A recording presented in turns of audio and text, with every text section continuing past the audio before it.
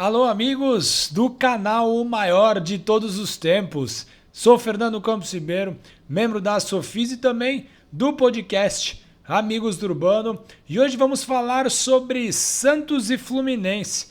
As equipes se enfrentam na Vila Belmiro nessa quarta-feira.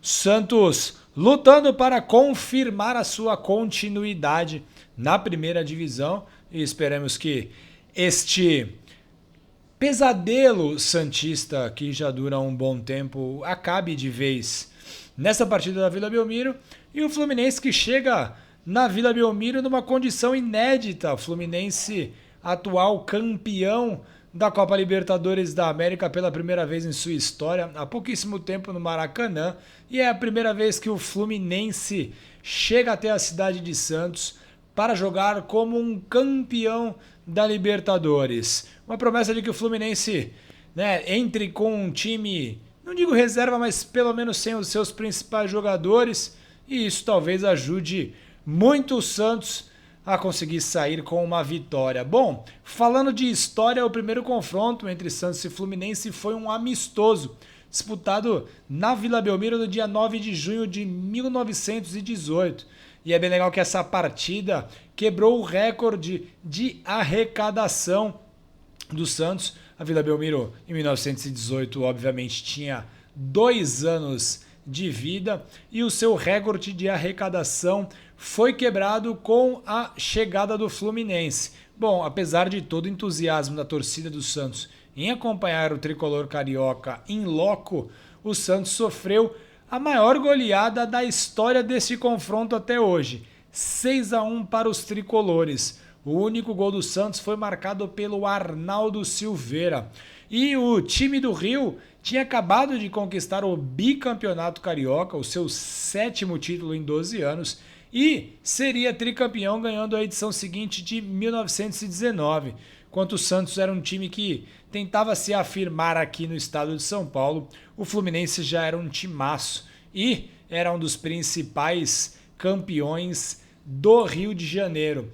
Antes da gente entrar nos embates entre Santos e Fluminense pelo Campeonato Brasileiro, é legal a gente ressaltar que na década de 40 e 50 existia uma espécie de parceria entre as duas equipes, né?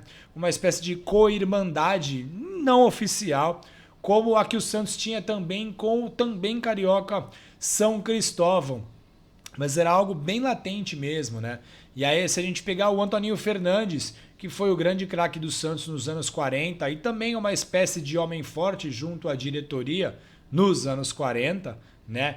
E que ajudou muito o Santos a reformar a Vila Belmiro e transformar o Fortim de Madeira no Maracanã do Litoral. O Antoninho era uma espécie de conselheiro da diretoria santista e ele acabava indicando alguns jogadores, né? E nessa época, muitos jogadores vieram do Fluminense e a gente pode citar inúmeros jogadores que fizeram sucesso aqui na Vila Belmiro, né? Como o Álvaro e o Ramiro Valente, 2 irmãos que fizeram muito sucesso no Santos e atuaram pelo tricolor carioca. Se a gente pegar o goleiro Robertinho Capuano, se a gente pegar Juvenal, Lafayette, Carlyle, 109, o grande zagueiro Elvio, o Orlando Pingo de Ouro, o Pascoal Pepe, o Pinhegas, o Silas, Simões, Telesca, Chatar e o grande ponta esquerda Tite, né? E todos esses nomes que eu citei têm em comum que eles vieram do Fluminense diretamente para o Santos. E se a gente pegar aí numa proporção bem aleatória, quase 80% dos jogadores que saíram do Fluminense para o Santos vieram nesse intervalo de tempo na década de 40 e de 50.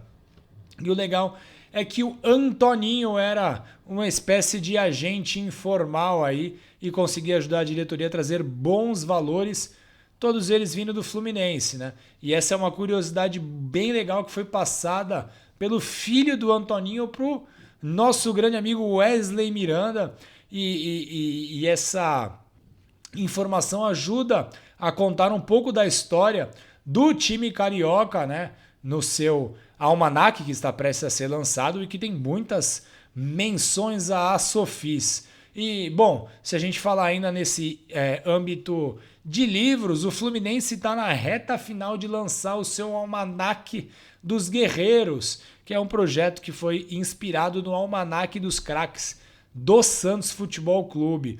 E é bastante legal porque o Fluminense tem uma preocupação muito grande com a sua história, né? Tem a Flu-Memória, que atua muito bem em parceria com o clube, sem nenhum tipo de atrito, e há anos vem se destacando na preservação da memória do tricolor carioca, e é muito importante que os clubes brasileiros, que por muito tempo não se preocuparam com isso, né, ter agentes e propiciar que pesquisadores tenham o espaço necessário e o apoio necessário para preservar a história de seus clubes. Bom, Fluminense jogou a Taça Brasil em 1960, chegou até a final contra o Palmeiras, acabou sendo derrotado na final. Fluminense também jogou a Taça Brasil de 66, mas foi eliminado na semifinal pelo Cruzeiro, ano que o Cruzeiro venceu o Santos na grande decisão. E apesar do Fluminense ter jogado 2 edições da Taça Brasil e o Santos ter sido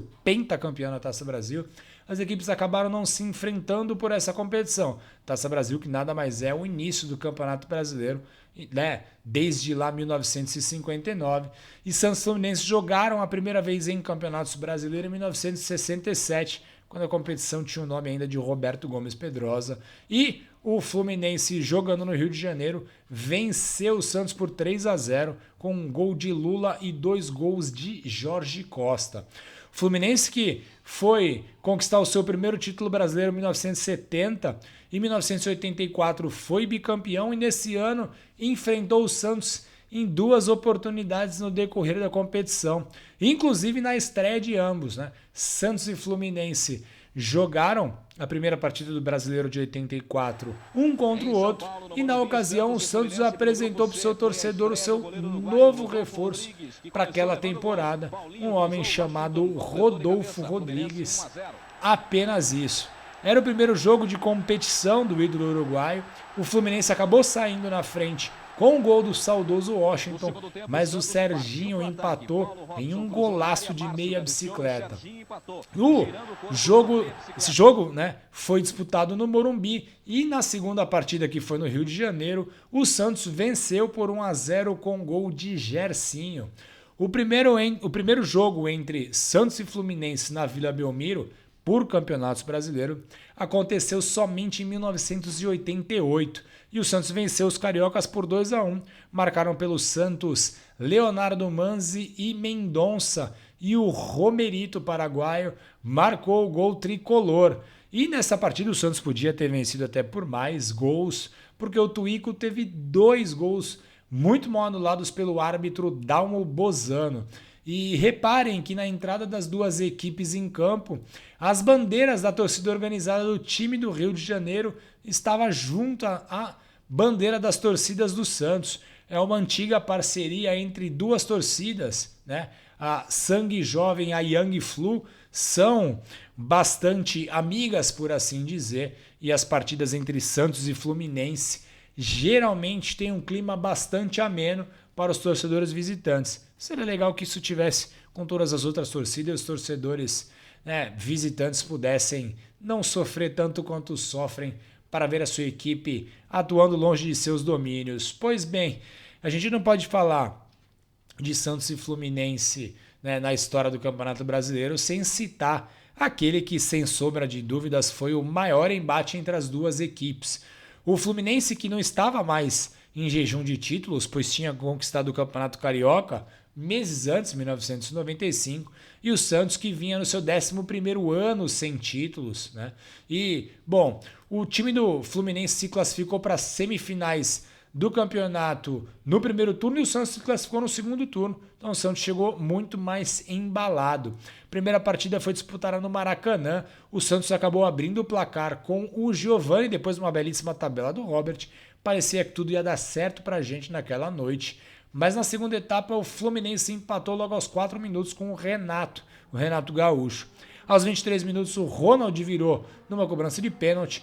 O Santos tentava segurar o seu adversário, mesmo depois da expulsão do meia Robert, mas depois que o atacante Jameli foi expulso e o Santos ficou com 2 a menos, foi bastante difícil. O Fluminense se aproveitou, venceu por 4-1, o Leonardo marcou um gol, o Cadu marcou outro e praticamente definiu a sua classificação para a decisão do Campeonato Brasileiro de 95. Bom, muitos jogaram a toalha depois desse terrível revés, mas o Santos teve uma das suas partidas mais impressionantes dos seus mais de 111 anos de história, comandado por Giovani, com o Camando Caia jogando muito, com Marcelo Passos indo muito bem e com Macedo também.